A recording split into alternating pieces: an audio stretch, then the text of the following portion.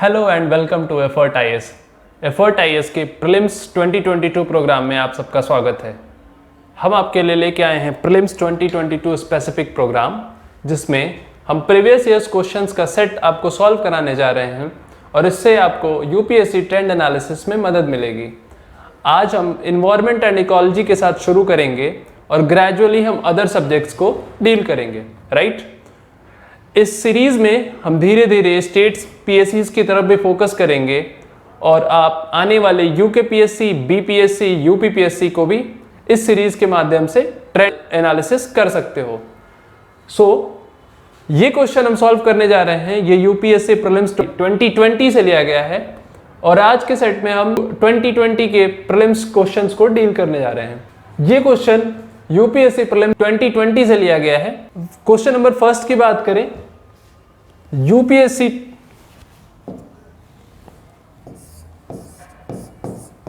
UPSC 2020 में पूछा गया question environment and ecology. First question is among the following tiger reserve which one has the largest area under critical tiger habitat. Now अगर दो keyword निकालें तो पहला वाला मिलता है tiger reserve and second one is critical tiger habitat. Okay, आप सबको पता है कि टाइगर रिजर्व्स जो है नोटिफाइड एरिया होता है under project tiger scheme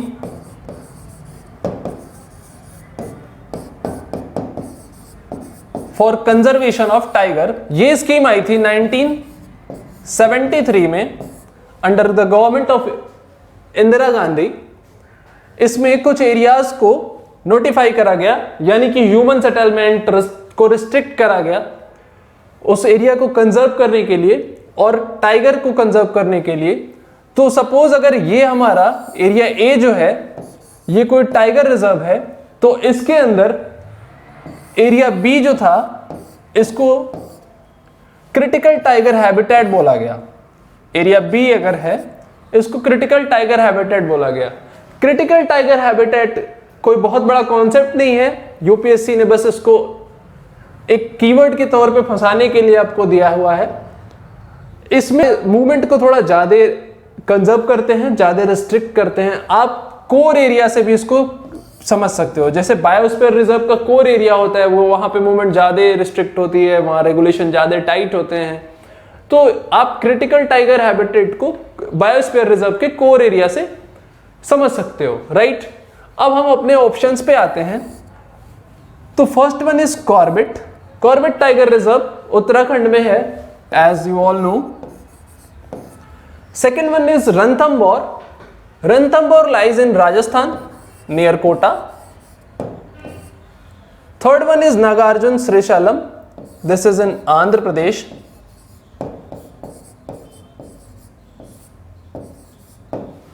and fourth one Sundarbans in West Bengal.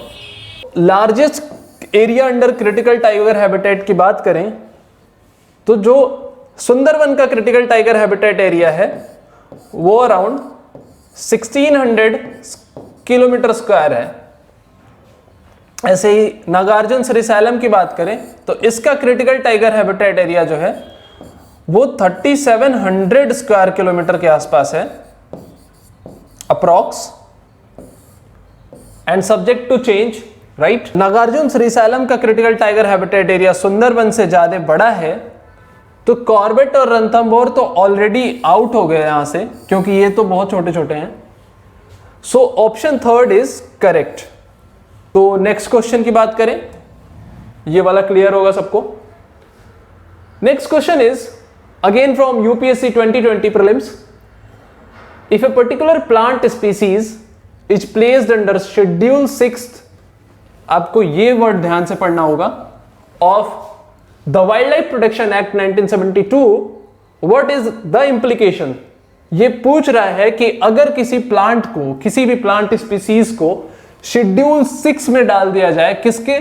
The wild life protection act 1972 के। अगेन एक्ट केम इन इंदिरा गांधी गवर्नमेंट।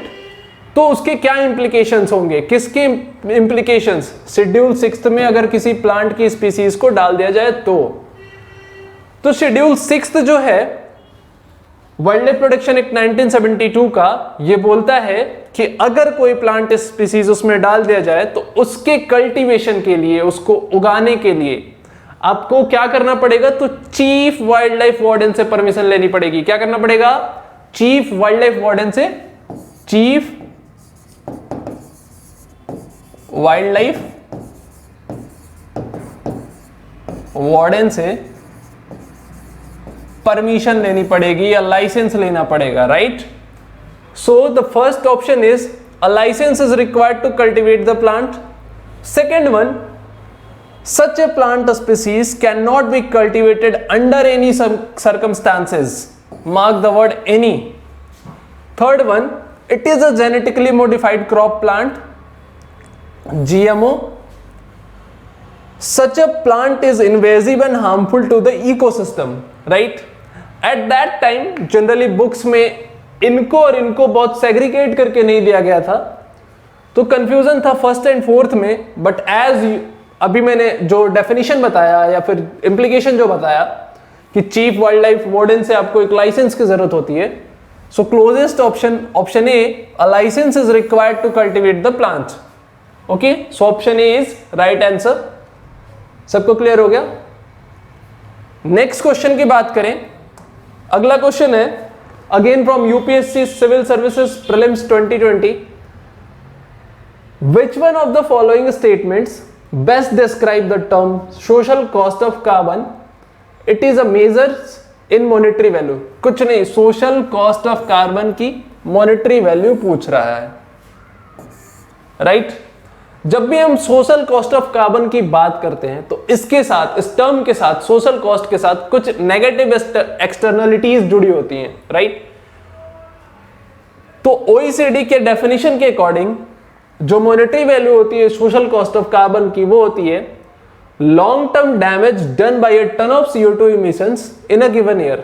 सीधा सीधा फर्स्ट ऑप्शन आपको दिखाई दे रहा है कि long term damage done by ton of CO2 emission in a given year, यानी एक साल में 1 टन CO2 कितना डैमेज करता है एनवायरमेंट का लॉन्ग टर्म में, उसको हम सोशल कॉस्ट ऑफ कार्बन बोलते हैं। Simple as that, right.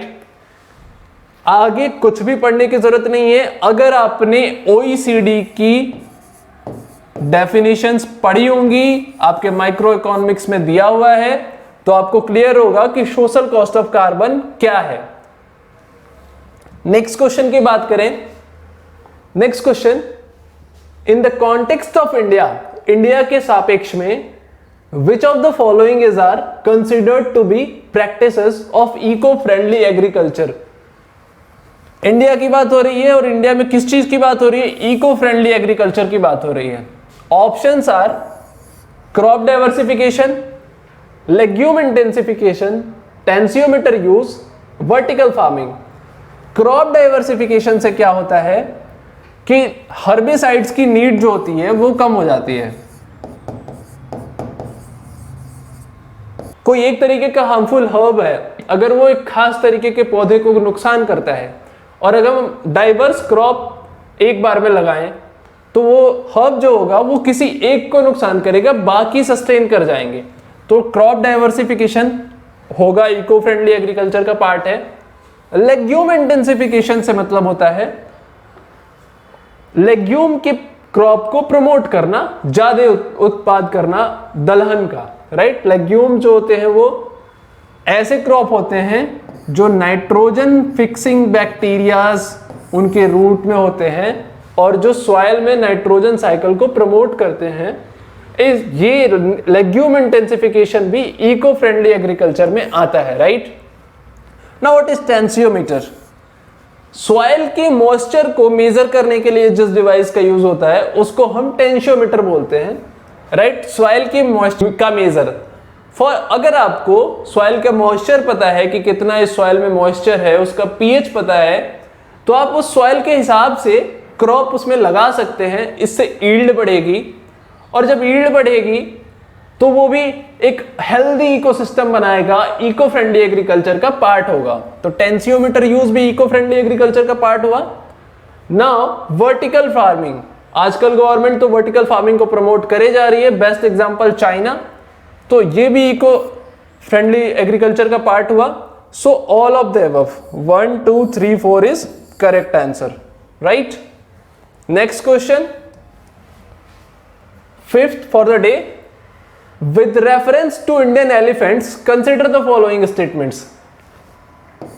ये क्वेश्चन यूपीएससी ने एलिफेंट्स के बारे में पूछा just because that Kerala incident, elephant के वॉर्म में कुछ क्रैकर्स वाली घटना, जिसकी वजह एक्सप्लोजन वाली घटना जो हुई थी केरला में, उसकी वो काफी हेडलाइन में रही, द हिंदू, इंडियन एक्सप्रेस सबने कवर किया, तो एलिफेंट का क्वेश्चन यूपीएससी ने उठा के पूछ लिया। एलिफेंट की बात करें तो first option, the leader of an elephant group is a female, right, right और रॉन्ग, अभी आते हैं इस पे। The maximum gestation period can be by 22 months. Now gestation period से मतलब होता है गर्भावस्था।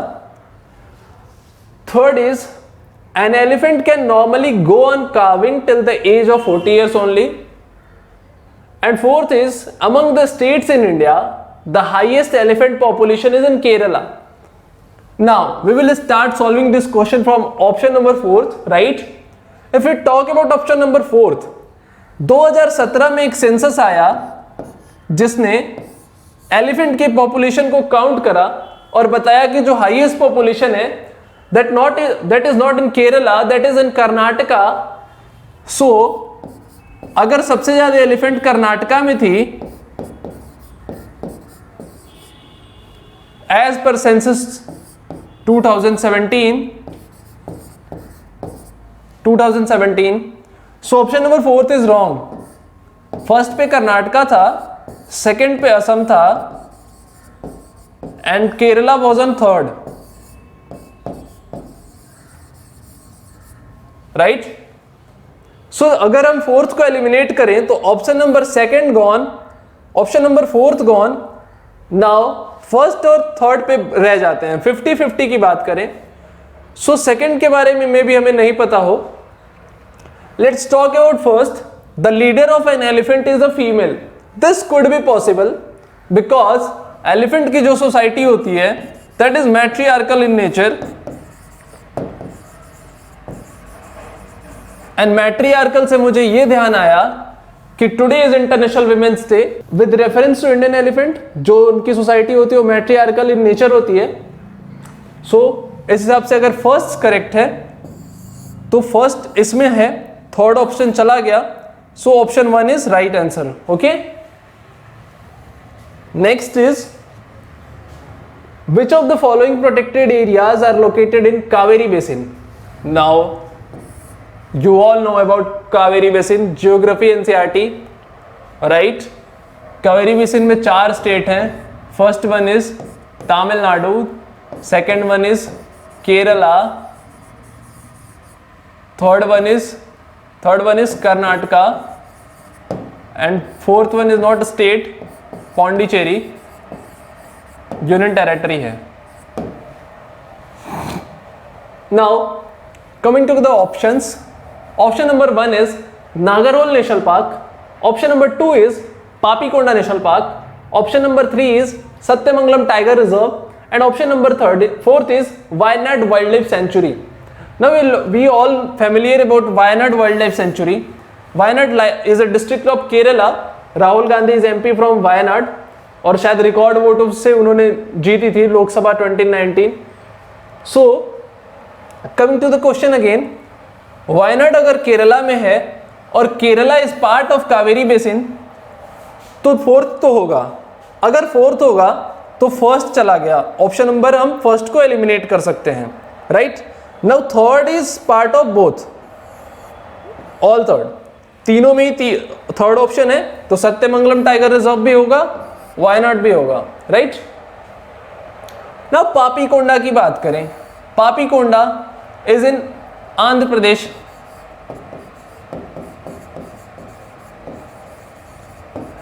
एंड आंध्र प्रदेश इनमें दिख रहा है क्या, आंध्र प्रदेश इनका पार्ट नहीं है, कावेरी बेसिन का पार्ट नहीं है, तो सेकंड खत्म हो जाएगा।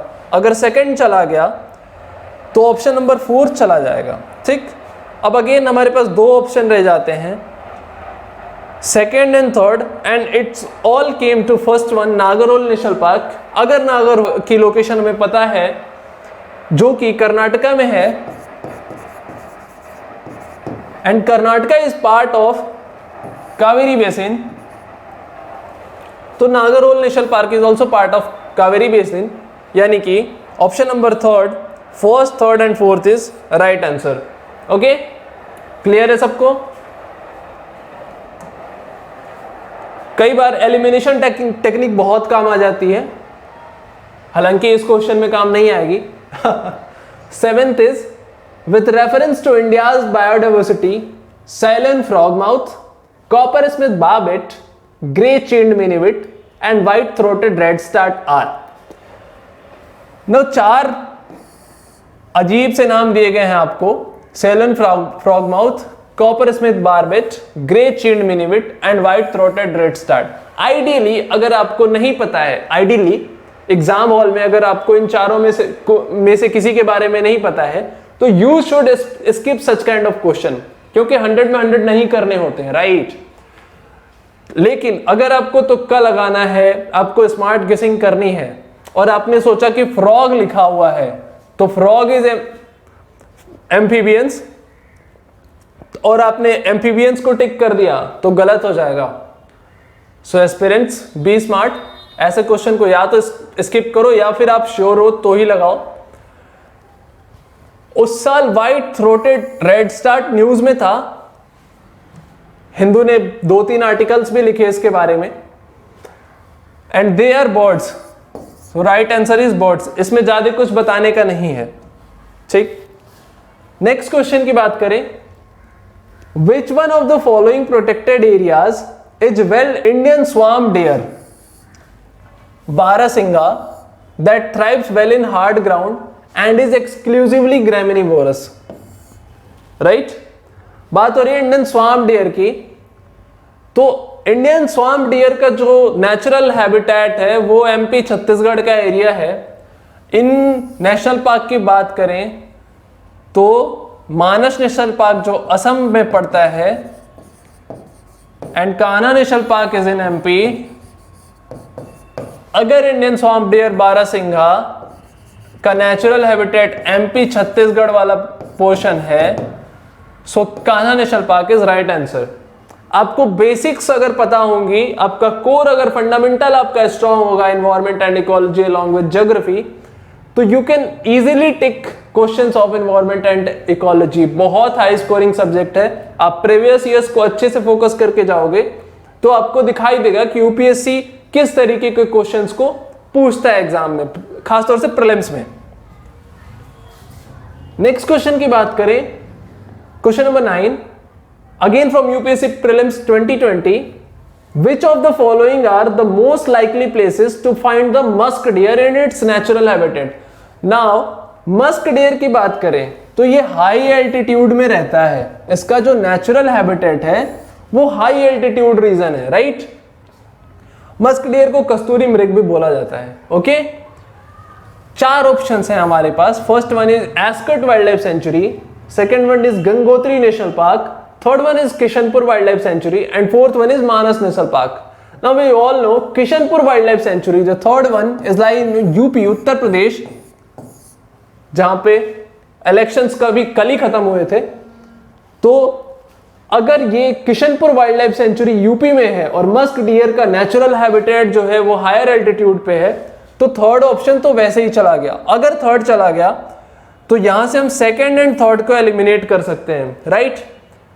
यहां पे फर्स्ट इज कॉमन, तो फर्स्ट तो होगा एस्कर्ट, तो इसका नेचुरल हैबिटेट होगा। Now Gangotri national park higher altitude पे पाया जाता है, while Manas national park is in Assam, जो कि अनलाइकली होगा कि हायर एल्टीट्यूड पे हो, राइट? तो मानस भी चला गया। First and second is right, option number first is correct answer. सबको क्लियर है? ओके, कमेंट सेक्शन में अगर कोई डाउट हो तो आप लोग लिख सकते हो, we will answer it, we will clear it as soon as possible. 10th question and last for the day, in rural road construction, rural areas में जो रोड के कंस्ट्रक्शन होते हैं वहां पे the use of which of the following is preferred, sorry for this, preferred for ensuring environmental sustainability और to reduce carbon footprint. देखो carbon के फुटप्रिंट को रिड्यूस करना है, कार्बन का इमिशन जो है वो कम करना है, सिंपल सी बात बोल रहा है, कार्बन का इमिशन जो है वो रिड्यूस करना है। इससे क्या होगा, एनवायरमेंटल सस्टेनेबिलिटी बढ़ेगी। और कहां पे, तो रूरल रोड कंस्ट्रक्शन की बात कर रहे हैं। ठीक, कौन कौन से टेक्नोलॉजी है जिनको हम यूज करके कार्बन का इमिशन कम कर सकते हैं। ठीक है, first one is copper slag, second one is cold mix asphalt technology, third one is Jio textiles and fourth one is Portland cement. Now सीधे में अगर जियो टेक्सटाइल की बात करूं तो प्रधानमंत्री ग्रामीण सड़क योजना के अंतर्गत रूरल रोड में के कंस्ट्रक्शन में क्वायर का यूज किया जा रहा है, काफी जगहों पे किया गया। क्वायर जो है एक नेचुरल फाइबर है, नेचुरल फाइबर है जो कि जियो टेक्सटाइल की तरह यूज किया जा रहा है रूरल रोड कंस्ट्रक्शन में अंडर प्रधानमंत्री ग्रामीण सड़क योजना। ओके, यानी कि थर्ड वन तो होगा, अगर थर्ड होगा तो ये चला गया, ये चला गया, राइट। नाउ सेकंड दोनों में कॉमन है, cold mix asphalt technology. Now what is this cold mix asphalt technology? Actually what is asphalt technology, अगर ये पता होगा आपको तो आप इस ऑप्शन को कर ले जाओगे। होता क्या है कि जब रोड का कंस्ट्रक्शन होता है तो सैंड ग्रेवल्स के साथ साथ हॉट मिक्स एस्फाल्ट को उस पर प्योर करते हैं, एस्फाल्ट को गर्म करते हैं और उस पर प्योर करते हैं, तो उससे बहुत सारी इम्प्योर गैसेस जो होती हैं वो एटमॉस्फेयर पे रिलीज होती हैं, जिसकी वजह से हमारा एनवायरमेंटल सस्टेनेबिलिटी डाउन होता है, कार्बन फुटप्रिंट बढ़ता है। तो उस टेक्नोलॉजी को रिप्लेस किया गया कोल्ड मिक्स एस्फाल्ट टेक्नोलॉजी से। इसमें इमिशन कम होता है और कार्बन का फुटप्रिंट कम होता है, एनवायरमेंटल सस्टेनेबिलिटी प्रमोट होती है, ये बढ़ती है। ठीक है, तो सेकंड वाला भी ऑप्शन सही है, इसलिए ये दोनों में दिया हुआ है। ठीक है, मैंने एक्सप्लेन करा, वैसे ये एलिमिनेशन टेक्निक से भी सॉल्व हो जाएगा। नाउ सेकंड होगा, थर्ड भी होगा। ठीक है, coming to copper slag. Now what is copper slag? जब भी हम कॉपर इंडस्ट्री की बात करते हैं, कॉपर स्मेल्टिंग जहां पे होती है, तो वहां पे बाय प्रोडक्ट के रूप में कॉपर स्लैग निकलता है जो कि नॉन टॉक्सिक इन नेचर होता है। और जब कोई substance non toxic in nature है तो उसको हम रूरल रोड कंस्ट्रक्शन में अगर यूज करें तो उससे क्या होगा, कार्बन फुटप्रिंट पे कोई खास असर नहीं पड़ने वाला, कार्बन के इमिशन पे कोई खास असर नहीं पड़ने वाला, और इससे क्या होगा, एनवायरमेंटल सस्टेनेबिलिटी भी प्रमोट होगी। तो कहीं ना कहीं फर्स्ट वाला भी होगा। सो ऑप्शन 1 इज करेक्ट आंसर, क्योंकि 1, 2, 3 केवल फर्स्ट ऑप्शन में दिया हुआ है, right. So this is enough for the day.